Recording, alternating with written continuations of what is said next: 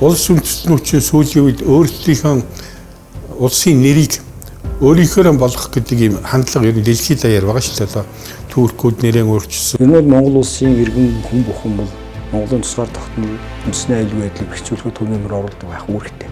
Тэгээд 1992 онд ардчилсан үндсэн хууль батлахад бол Монгол улс гэдэг нэрээр одоо албан ёсоор нэрлэхээр ингэж хуульчлан тогтоосон байдаг. Тэгэхээр Монголиа гэдэг үг бол би бол гэж ойлгоод байгаа. Энэ бол Монгол орн гэсэн санааг илэрхийлж байгаа юм байна.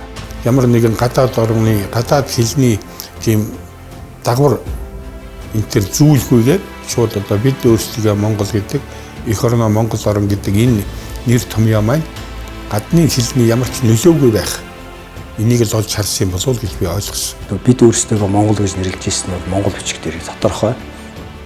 Бусад улс орны янз бүрийн одоо хятад сурвалж дээр ч гэсэн Монгол гэсэн утгаараа л Монгол Мингүү гэж бичсэн байгаа шүү дээ ойлгомжтой. За ингээд бусад одоо сурвалжууд ч тийм байна. Анхнаасаа эхлээд манай өвөг дээдс бид Монгол гэж одоо өөрсдийгөө үндэсний хувьд ялгарах Монгол гэж нэрлсэн байх нь илүү одоо үнэнд нийцхээр ийм сурвалжийн одоо мэдээнүүд байна. Баримтаар бол Монголиа гэдэг энэ хоёр хэлбэр аль нь гарч ирж байгаа баримтын үед түрүү байна уу гэхээр Монгол гэсэн хэлбэр болвол түрүү байна. Тэгэхээр яг бид нар бол бас өөрсдийнхөө улсын нэр болоод үндэстнийхээ нэрийг өөрчлөх юм бас ирэх байгаа гэж би ойлгож байна. Эртнээсээ Монгол байсан. Бид өөрсдөө нэрлэдэг нэр нь яач байхгүй Монгол.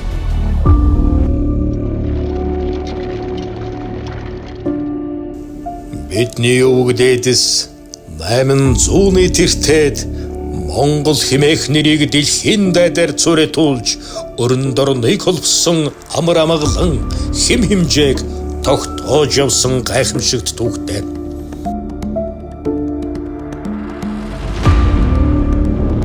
Монгол нэр бол монголчууд бидний амь амьдрал, сүр хүч, үрээ дуудлага билээ.